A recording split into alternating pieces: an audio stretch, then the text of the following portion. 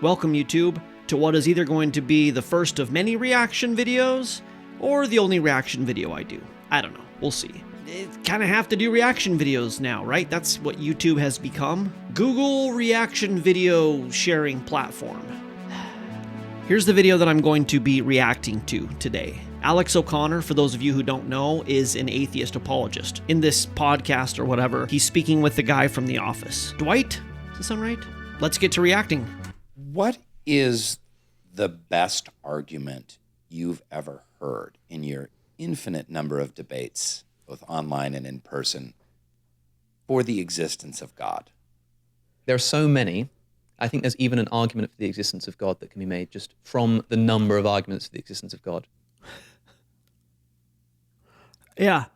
Something that's true, there's a lot of arguments in favor of. Something that's not true, there's not as many good arguments in favor of. The fact that there's an argument from beauty, an argument from contingency, from ontology, from maths, from like any way you look, there's an argument for God. So you can always make an argument for God's existence from the sheer number of arguments for God's existence. Now, if there is or isn't a God, and there's a ton of arguments in favor of there being a God, and it's a 50-50 thing, then there should be a ton of good arguments for why there isn't a God. Yeah? That follows. All right, let's look here. Best arguments against God. Let's do Richard Dawkins, because he's the guy, right? He's like the God destroyer or whatever. Short video. Here we go. What are the 5 best reasons why there is no God? What are the 5 reasons why there are no fairies? The onus is not upon an atheist to say why there is not something. The onus is on a theist to say why there is. I don't think he understands the words coming out of his mouth. Why are there no fairies? We're not asking if there's fairies, Rich. We're asking if something made the universe. Did something create the car that you drive? Is the Easter Bunny real? This is not a good argument. No. You could be agnostic and say, I don't know if there's a God. But you believe there is no God. That is a belief system. So far, we're 12 seconds in, false dichotomy fallacy, and just shifting the burden. Continue. Having said that, it is a very interesting question, yes, because a universe with a God would be a very different kind of universe than one without. How can you know what a universe created by a God would look like versus a universe not created by a God? How can you know? Based on what? How he would have built a universe? Continue. So the most important reason is there simply are no reasons for the existence of a God. So the reasons against then would have to be you tick off on your fingers one by one the alleged reasons why there should be a God, such as the argument from design. Things look so beautifully designed, bananas and apples and things like that, and humans and kangaroos and so on. And they look as though they've been designed because that's what Darwinian natural selection does. It makes them look as though they're designed. It produces a very good simulacrum of design. Simulacrum, the illusion of design. This is Dawkins' whole justification for why life looks designed, but it isn't. Because Darwin freed us from God, which is exactly what he set out to do. Thomas Henry Huxley. Darwin and Huxley, meanwhile, complemented each other perfectly. The reclusive Darwin needed a public champion and defender. Huxley had initial difficulty with natural selection itself and opted for an internal source of variation that could produce new species at a stroke. Huxley didn't even believe Darwin. Nonetheless, Huxley saw Darwin's naturalistic, i.e. non-miraculous approach as a valuable aid in his campaign to build an independent, scientific elite unfettered by the constraints of the old order, which of course the old order is Christianity, the Anglican Church and the Catholic Church at that time. So Huxley didn't believe Darwin, but he loved that you could explain a natural formation of humans, which is actually what the humanists have always said. Humanist Manifesto. Before Darwin's theory took off, and the Big Bang technically, they already had a belief system. While this age does owe a vast debt to the traditional religions, it is nonetheless obvious that any religion that can be a synthesizing and dynamic force for today must be shaped for the needs of this age. To establish such a religion, yes, humanism is a religion, and science is what they use to justify their religion. To establish such a religion is a major necessity of the present. It is a responsibility that rests upon this generation. We therefore affirm the following. This was written in 1933. First tenet of religious humanism. Religious humanists regard the universe as self-existing and not created. The first thing the God of the Bible says when he announces himself, I am God, I created the universe. How did the universe get here? God says, I did it. Religious humanism says God didn't do it. It's a natural process. First rule, religious humanists regard the universe as self-existing and not created. Second rule, humanism believes that man is a part of nature and that he has emerged as a result of a continuous process. Notice that they don't talk about Darwinian evolution here, because in 1933, nobody really believed it. Old Chuck has this thing that maybe people are going to believe. Maybe they're not. We don't know yet. So whether it's evolution or something else, it was definitely a natural process. So when Richard Dawkins says, they look as though they've been designed because that's what Darwinian natural selection does. It makes them look as though they're designed. Man is the result of a natural process, not designed. It looks designed, not designed. This was never about science. What does the data say? It was always about using the data, using science, to convince the world that we don't need a creator anymore, which apparently Dawkins thoroughly believes.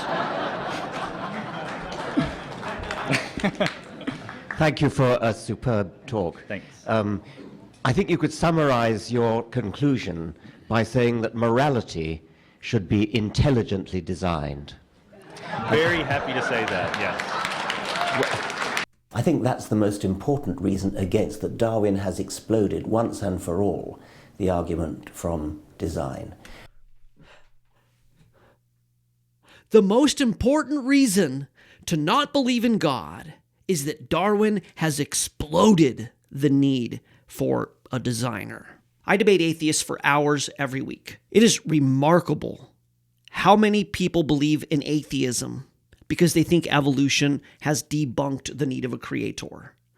And then you ask them for evidence of evolution, and they say, wisdom teeth has nothing to do with evolution. Tailbone, nothing to do with evolution. It's literally just called a tailbone. It's the coccyx. It's necessary. It anchors all the pelvic floor muscles to the skeletal system. Vestigial structures, the appendix. It turns out that the appendix is very important. Your lay atheist has no idea what science even supports evolution. Just that science has gotten rid of God. Darwin exploded the need for a creator. It would be great if Richard Dawkins went on to show the best evidence for evolution here. We know it's not fossils. Stephen Jay Gould, American paleontologist and evolutionary biologist.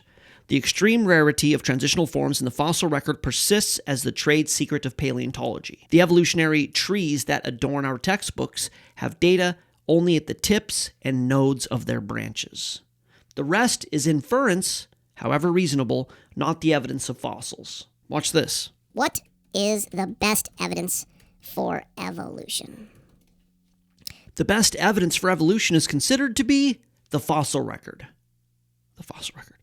As it provides a clear timeline of how organisms have changed over time, which it doesn't. Darwin, quote, on lack of transitional fossils. This is how I end up with so many tabs open. National Center for Science Education. Why then is not every geological formation and every stratum full of such intermediate links? Geology assuredly does not reveal any such finely graduated organic chains. And this perhaps is the most obvious and greatest objection which can be urged against my theory. The explanation lies, as I believe, in the extreme imperfection of the geological record. In 1859, he said, we should find intermediate forms everywhere, not just the tips and the nodes like Stephen Jay Gould said, but the reason why we don't find them is because the geologic record is incomplete. Let's just give this, 200 years. I think that sounds fair. And let's just say, Chuck and Dick, that if in 200 years you don't find these transitional fossils, maybe they don't exist, and maybe the theory's wrong. Nope, just give us another 100 years. Well, I vote that we don't give them another 100 years. If evolution happened and we have found 1 billion fossils, which is around how many fossils have been found, there should be innumerable transitional fossils, and there isn't. Now, back to Richard Dawkins. The most important reason against that Darwin has exploded once and for all the argument from design.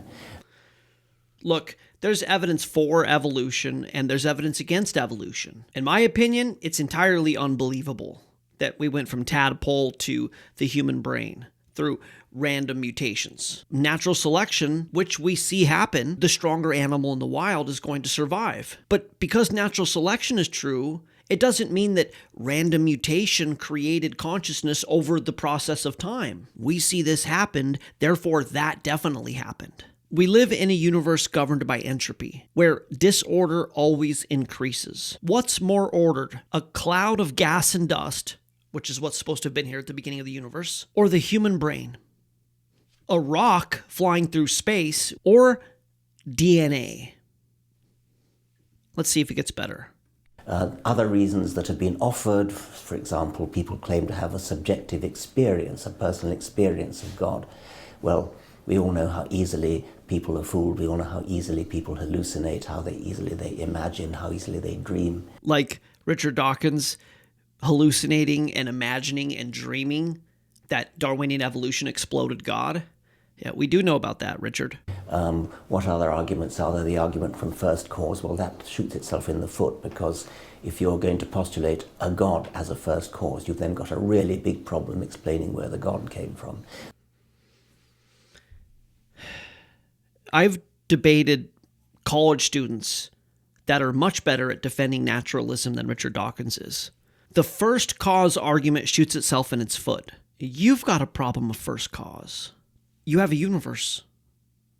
What was its first cause? I need some scientist somewhere to explain to me, right, 4 billion years, all right, but then what was there before that? Well, scientists can't answer that. Scientists take a pride in admitting what they don't know.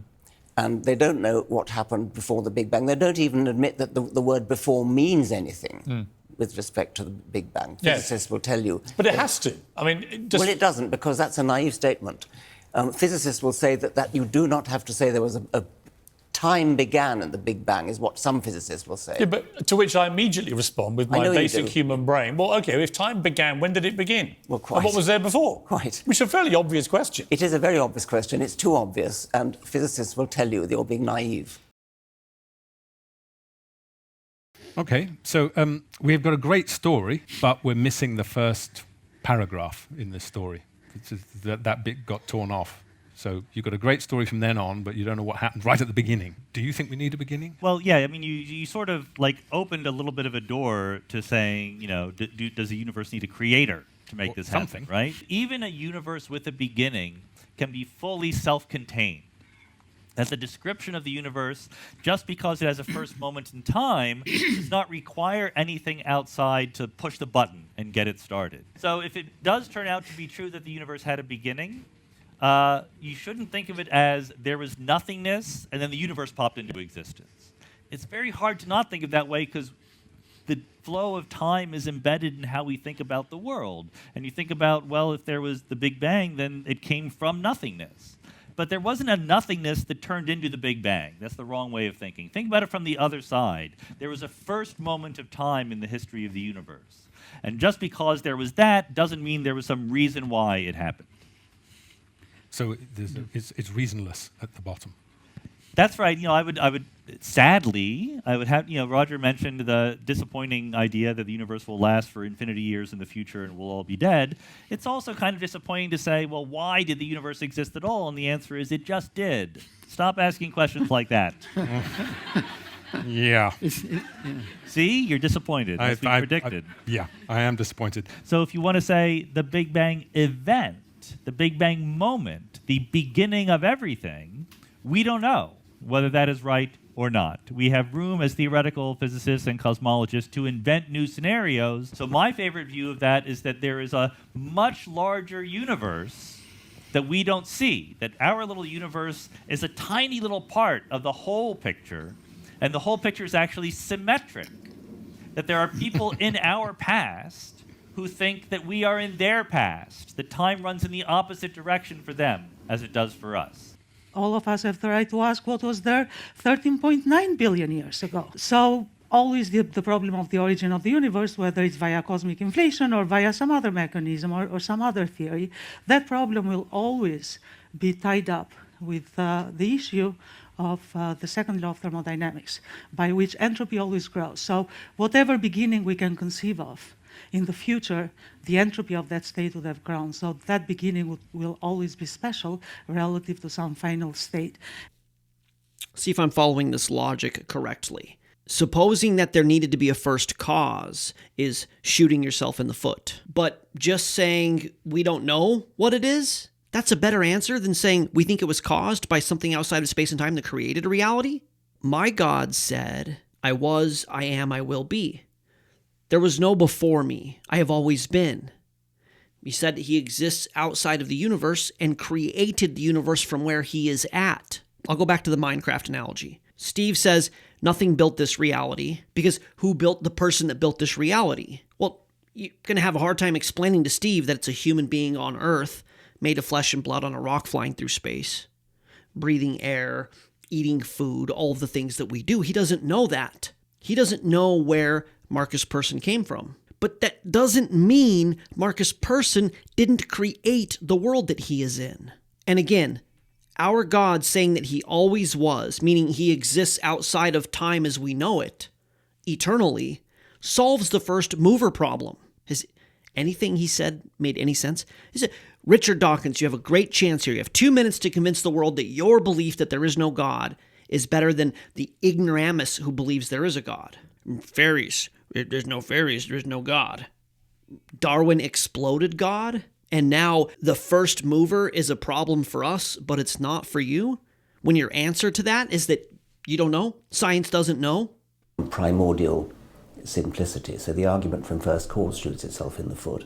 No, it doesn't. Pascal's wager, you're better off betting that there is a God, because if you lose the bet, then you go to hell. That's a silly argument, because it depends on, it assumes that you know which God it is for a start. If you bet on Yahweh, it turns out to be Baal or Thor. Thor, yeah. Nowhere in the Norse pagan religion does Thor say that if you don't choose him, you're going to hell. Okay? Thor was like why lightning happened. Is it Baal or Thor? Yeah, what if you choose Baal or Thor or Molech or Ra or Anubis? Or, see, they're gone.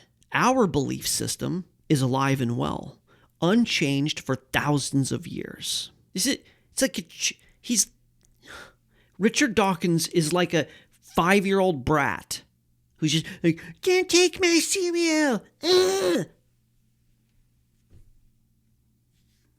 Then you're in trouble. Oh yeah, that's how that works. What else? What else? Yeah, something. Remember, this is your whole thing, Richard. Like, your whole thing is that believing in God is stupid. This is like your opportunity to show the world how ridiculous belief in God is. If Richard said to me, give me the best reasons why you believe in the God of the Bible, which I get asked nightly on my show, and I can go on a 45-minute cogent, scientifically tenable, consistent, historical, anthropologic, paleontologic, geologic, genetic, genealogic justification of my belief system. I could do 45 minutes right now. He muddles through 2 minutes. What else? We got Pascal's wager, fairies aren't real, prime mover, which I don't have an answer for. What? This is supposed to be an Alex O'Connor video reaction. We'll get back to that. In case, even if it was Yahweh, you might well say that Yahweh would rather have somebody honest who thinks for himself rather than somebody who slavishly pretends to believe something. Every word he says is wrong. People said he was the smartest man alive for a very long time. Has he read the book? Yahweh might prefer that you don't take his word and you just think independently rather than loyally serve him, right? That's basically the theme of the Bible, Rich. For I am a jealous God Who doesn't care? And if you really figure me out, then what you would do is disbelieve in me. Then you win. Nice work, Richard. Bang up job out here. So there are no good arguments in favor of a God, and that's all one needs to say. Well, that'll tie us back to the Alex O'Connor video. That's all one has to say. But whoever filmed, he should have just cut this. Cut. Can I do that again? Can I do it again? Because I didn't do good. Nope. That's all the one has to say. Let's listen to that last line again. Listen. So there are no good arguments in favor of a God, and that's all one needs to say. There are no good. So, look, I guess in his defense, he's really old, and Alex O'Connor is young, and Richard Dawkins didn't grow up with the internet, so he could just get in his academic feedback loop of everybody going, no, there's no God. No, we're smarter than people who believe in God. No, Christianity's bad. Where Alex O'Connor is like talking to people and learning things. And Alex O'Connor says, there are so many. I think there's even an argument for the existence of God that can be made just from the number of arguments for the existence of God. The fact that there's an argument from beauty, an argument from contingency, from ontology, from maths, from like anywhere you look, there's an argument for God. So you can always make an argument for God's existence from the sheer number of arguments for God's existence. So there are no good arguments in favor of a God, and that's all one needs to say. You know what I'm realizing as I watched that, suffered through it? Sorry for making you all go through that too. Richard Dawkins, the dinosaur academic science propagandist, lived in a world where he can go, I'm very smart and science is very smart, and we've chosen to believe there's no God, and therefore, if you disagree with us, you are not smart. Physicists will tell you that you're being naive, because that's a naive statement. It's also kind of disappointing to say, well, why did the universe exist at all? And the answer is it just did. Stop asking questions like that. And you want to be smart, don't you? You want to be smart like me, Richard Dawkins?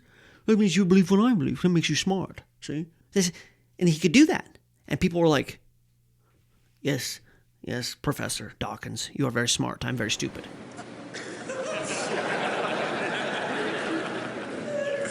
I know you're as bad as the sixth graders, right? The chicken is a dinosaur. I mean, it really is. I mean, you can't argue with it because we're the classifiers and we've classified it that way.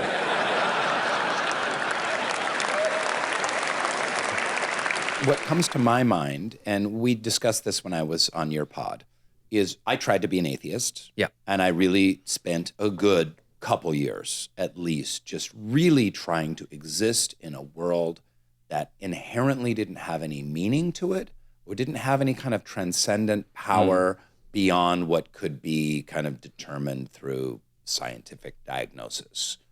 And it just didn't add up to me.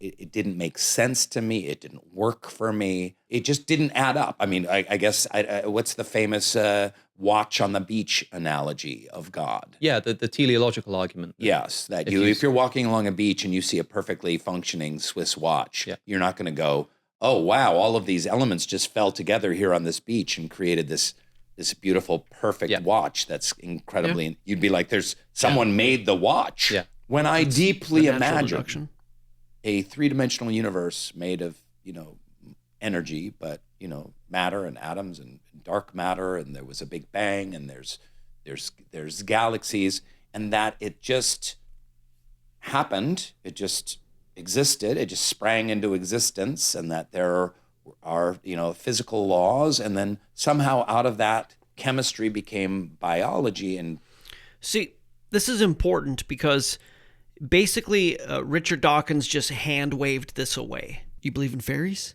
No, it's the intuitive logical deduction that if there's something, that something created it. And if there appears to be design, that there's a designer. This is an intuitive, deductive process. So the guy from The Office is saying, I tried to be an atheist, and it didn't add up that this all began to be for no reason, no how, no one. Stop asking questions like that. And if you really think about it, how did the Earth end up exactly the right distance from the sun? It just did. Stop asking questions like that. And how come from the perspective of the Earth, the sun and the moon are the same size? It just did. Stop asking questions like that. Obviously, the sun is going through this nuclear reaction, which is causing all of the energy that we need to exist, including heat and photosynthesis and all the things that happen that cause life. And in the same exact solar system, there's the moon, which isn't a sun. If it were a sun, we'd be nuked. It's perfectly spherical. They say an oblate spheroid, but just look at it. It's not kind of formed. It's perfectly formed.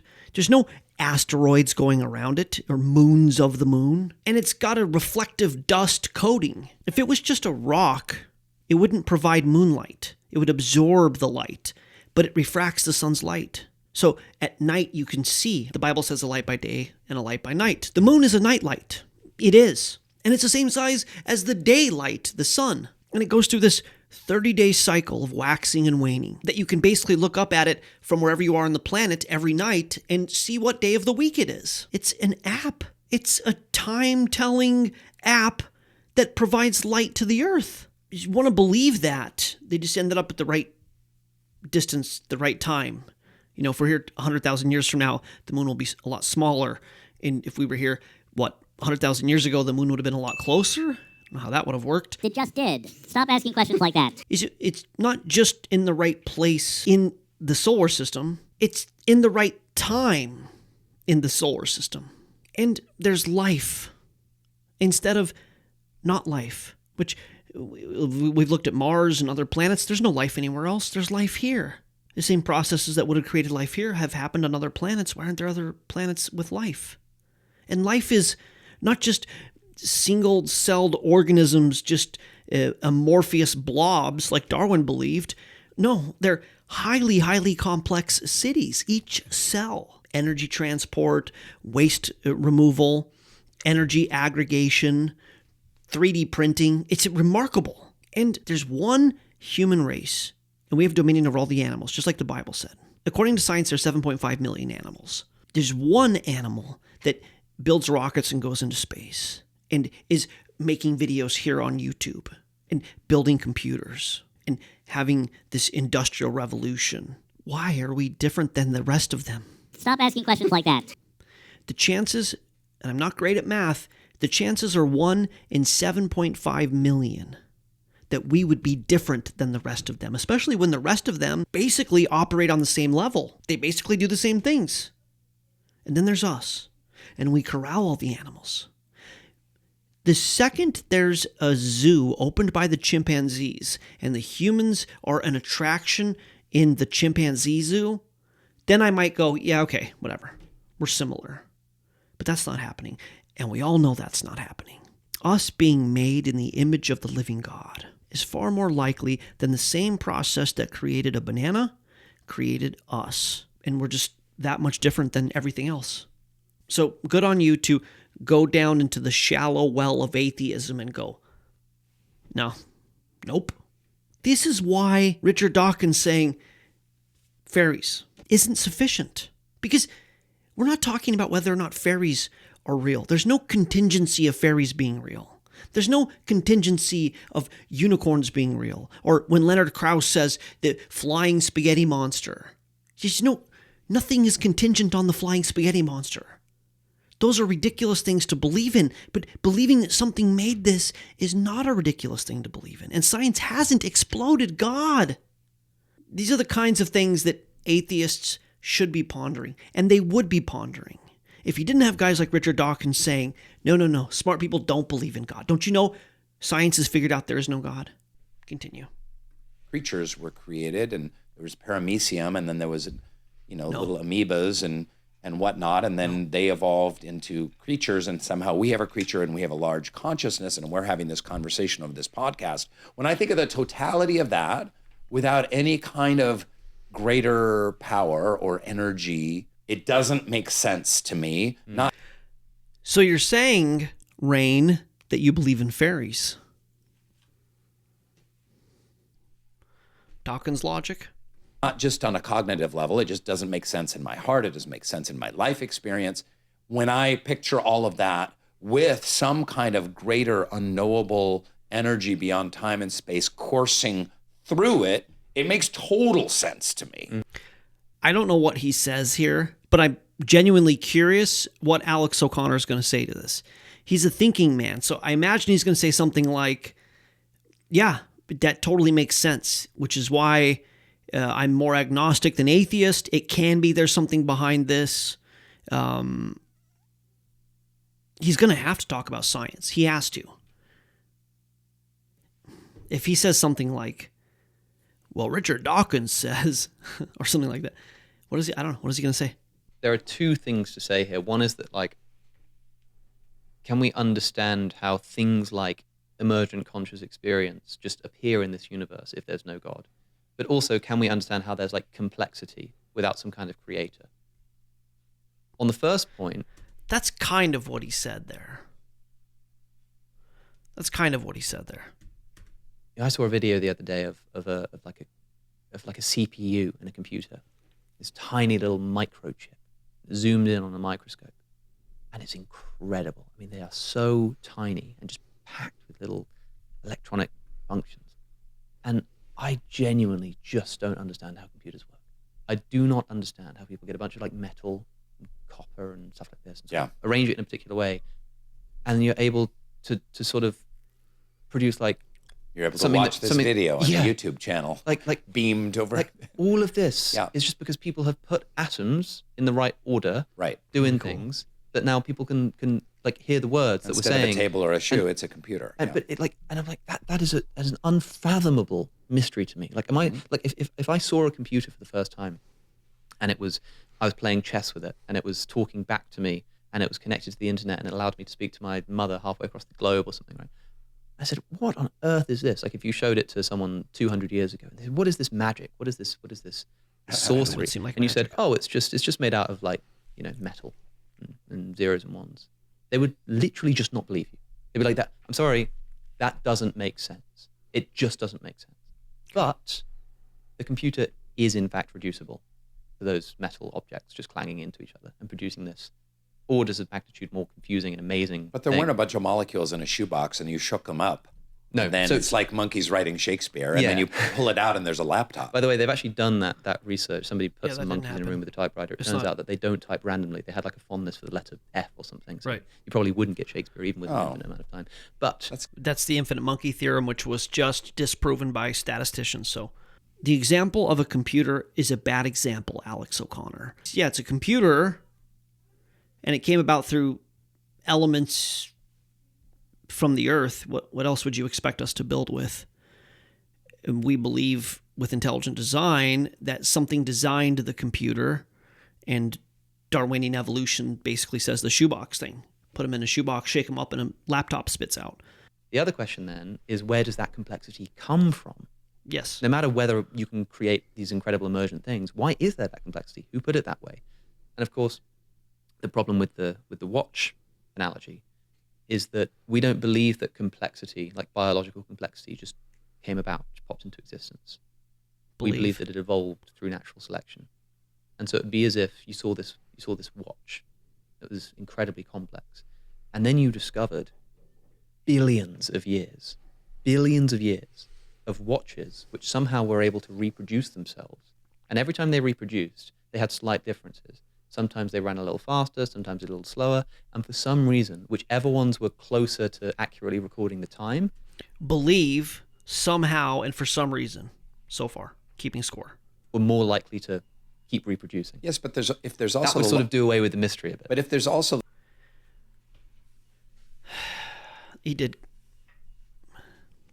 he basically just pulled the Richard Dawkins card.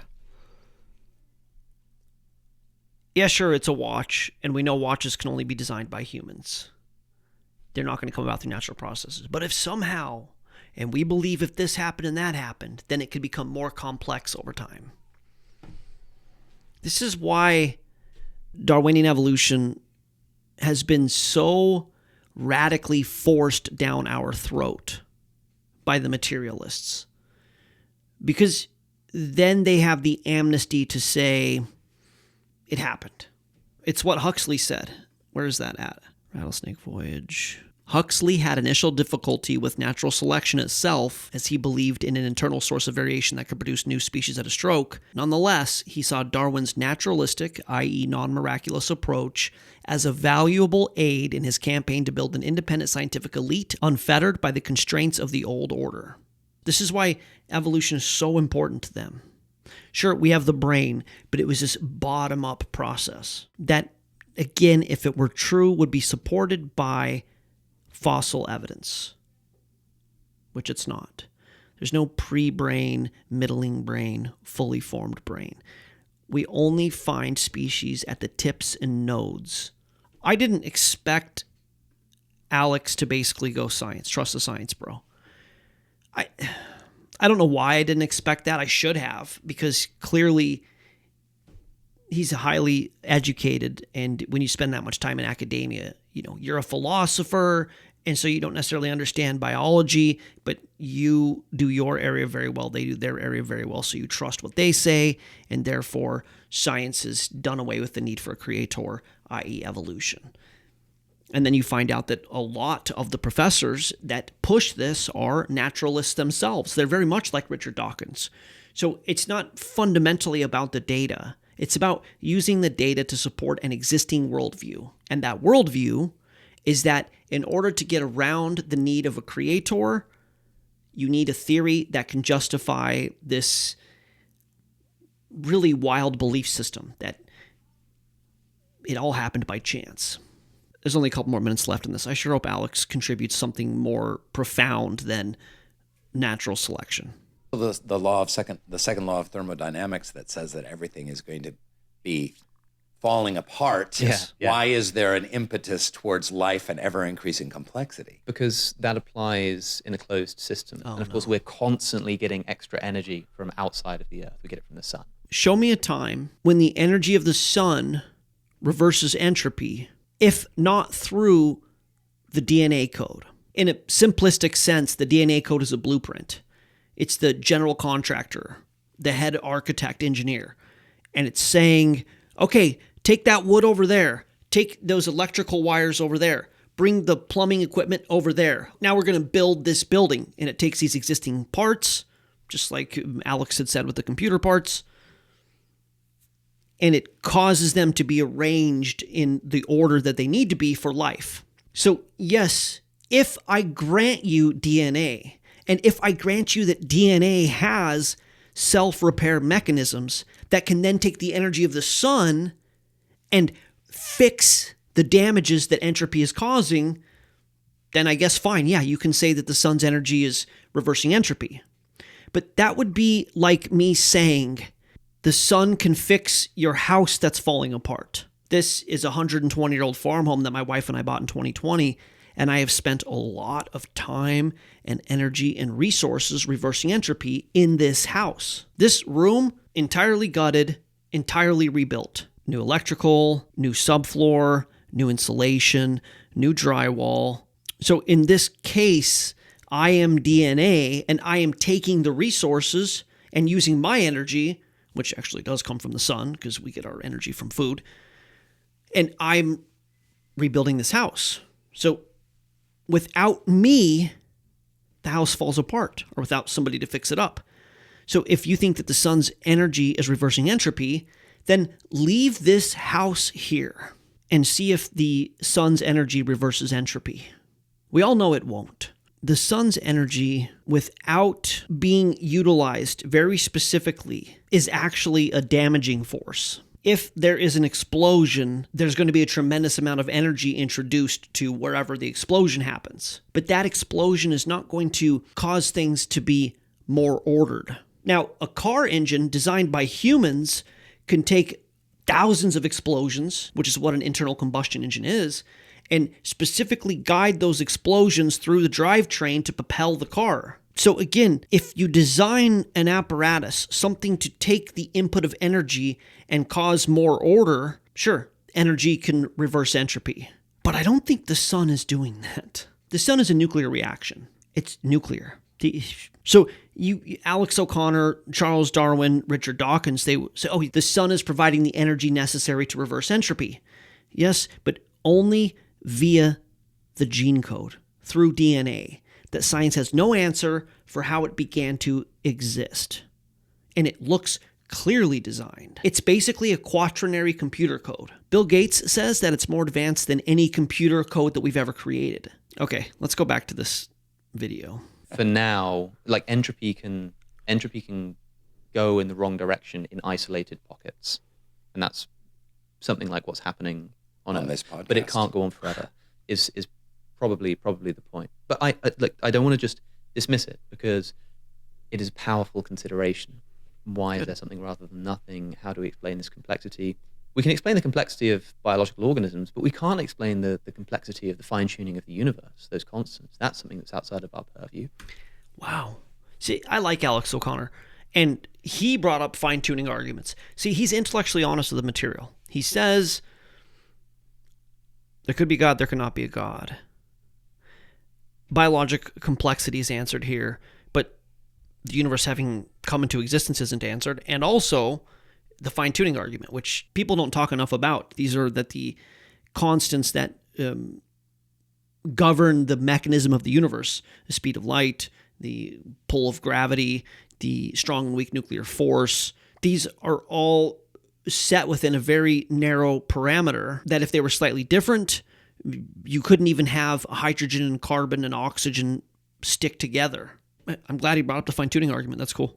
And that's still a mystery. But I would just remind people to keep in mind that there can be things which are inconceivable and yet are the case. Like the reducibility of computers for the person 500 years ago. They literally just wouldn't be able to comprehend what you're talking about. Because even to be able to organize like metallic objects on that microscopic level for any reason would have been impossible to them, let alone doing it in such a way that brings about a perfect representation of somebody across the globe who can then talk back to you. It's weird that he keeps saying that. Yes, very complicated things are going on. Yes. The argument is that it's not likely or maybe even believable that that complexity could arise through natural processes. They just would not believe you. They would not believe you. And yet it can be done. There are greater things in heaven and earth than are dreamt of in your philosophy. Which would always consistently point me toward the divine. But what would it take for you to become a theist?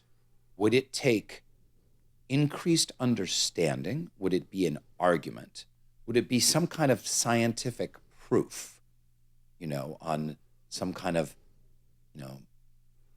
molecular level, or some kind of string theory or unified theory or something like that, being proved that kind of has a light bulb go off for you? Or would it be some kind of lived experience, some kind of transcendent experience that you had with either psychedelics or falling in love or through tragedy or a vision? Or would it take some combination of all of those? Or could it ever possibly happen to you? It's a great question. I think it would have to be something logical for him. He seems like a very logical guy. I don't know how he's going to answer this. To you or someone like you. I think it would be the second. I think it would be an experience for a few reasons. The first is that I think that the most plausible of traditional religions is probably a form of Christianity, because I think it has the best historical evidence. I've said this so many times in my debates. I know nobody cares, but I thoroughly and truly believe that the Judeo-Christian belief system is the most believable, tenable, likely to be accurate of all of the belief systems. I should rank these someday. Like, Islam is a clear copy of the Judeo-Christian belief system. It came after Jesus, and it's riddled with problems. Then Hinduism is not believable. Vishnu on a snake, and a flower comes out of his belly button, and then those petals become the earth and the sky, and there's a million gods, and there's blue-armed gods, and this whole thing, it doesn't pass the smell test. There's no way. Buddhism, cyclical universe, fine. Buddhism is basically just a life management system. And then scientific naturalism, which is just that nothing created everything and we're all animals in a meaningless universe, which has been deplorable. The fruit that scientific naturalism has borne between the Holocaust and systemic racism, horrible medical practices, this neo-militant atheism and leftism that it's creating, it's been a terrible thing for humanity. And it's very recent. Is it most recent of all of these religions? It's basically born by Darwin and Huxley in the 1850s. It's like maybe even younger than Mormonism. When was Mormonism created? When did Mormonism start? 1830. Look at that. Mormonism is older than scientific materialism and about as believable. That's crazy. Okay. I think that the most plausible of traditional religions is probably a form of Christianity. He's not wrong. It's the most believable worldview in existence by many metrics. Ancient, unchanging, most adherents, holy book that is historically accurate, creation account that's tenable, a fruit that it bears. I'm not surprised he said that because it's true, but it's nice to hear him say that. Because I think it has the best historical evidence, especially if you don't need to swallow the idea that Jesus is God. He's just like all this kind of stuff. I think that's kind of plausible. And within Christianity, what's wrong with swallowing the idea that Jesus is God? The prophecies alone in the Old Testament pointing to Jesus being God. Like, this is just really easy stuff here, but Micah 5, let's see here. But you, Bethlehem Ephrathah,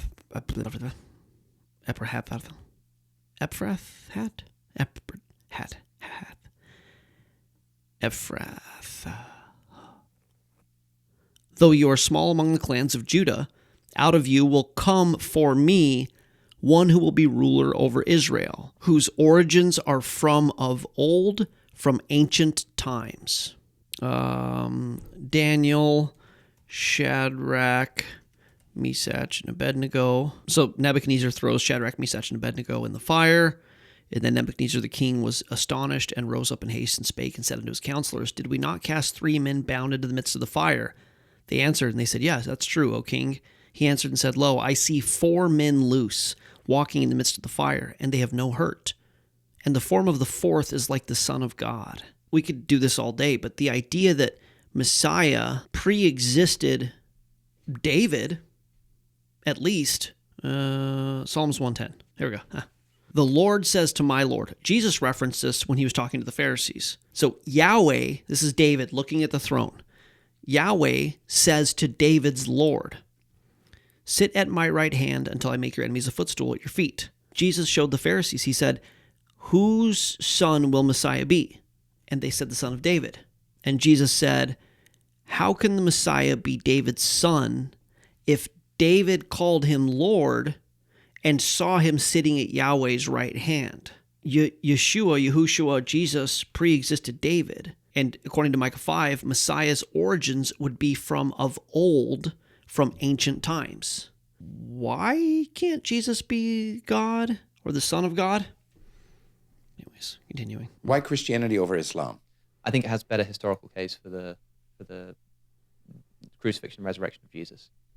Both of Whoa, I didn't expect that. which Islam denies. So you would need a miracle like a resurrection? Whoa, let's hear that again. And within Christianity, it's quite clear that the way that people come to God is through experience. Why Christianity over Islam? I think it has better historical case for the crucifixion and resurrection of Jesus. Both of which Islam denies. So you would need a miracle like a resurrection to kind of... Alex O'Connor just said Christianity over Islam because there's better evidence for the resurrection than Islam, who just refuses this idea.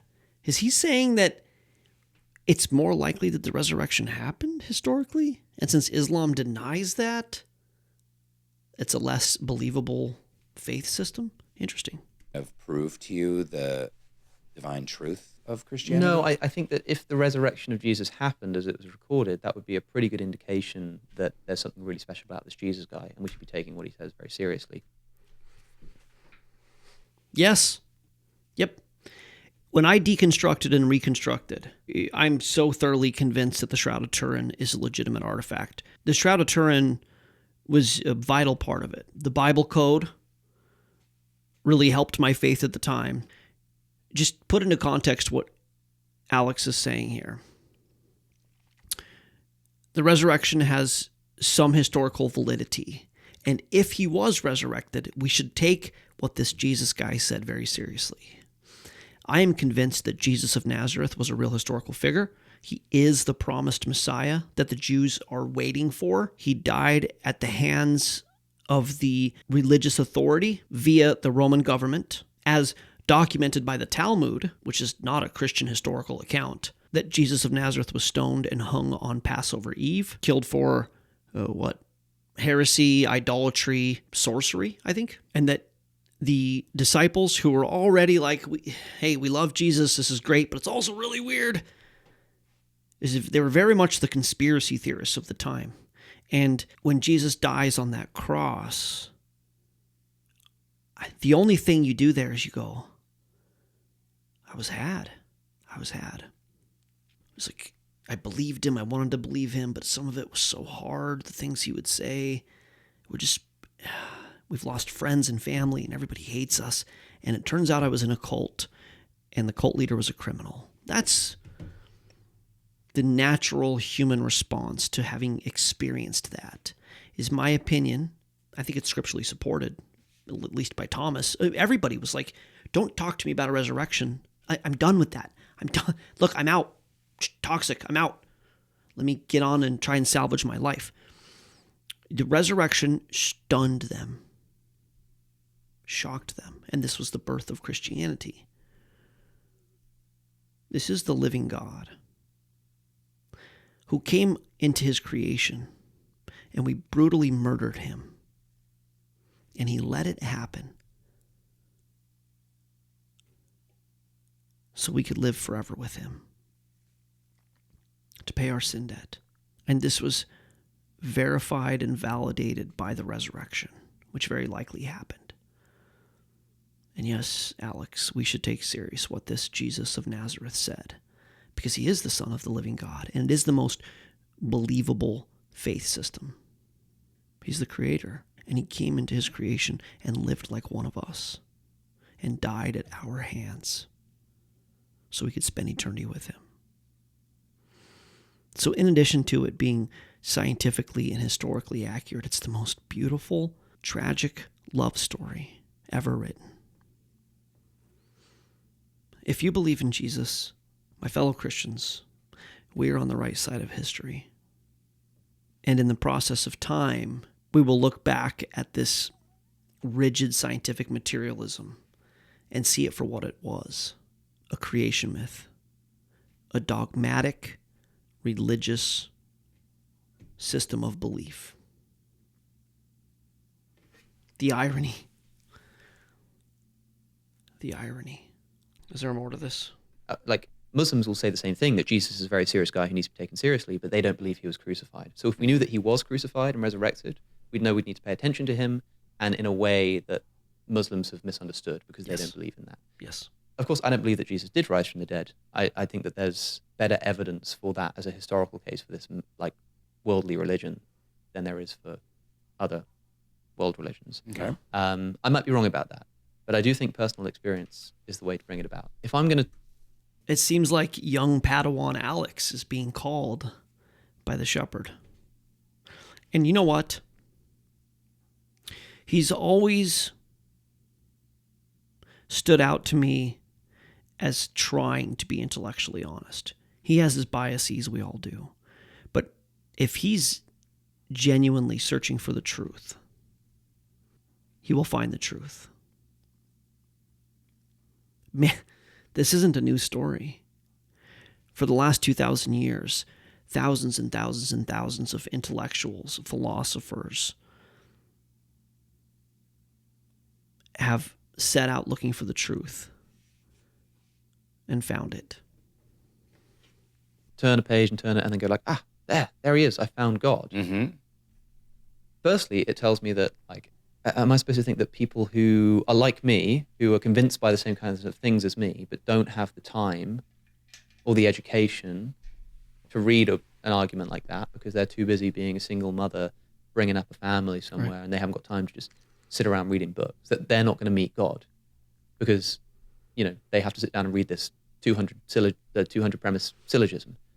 That would seem totally unfair and academically elitist, which doesn't seem in keeping with the character of God. I would expect that the thing that...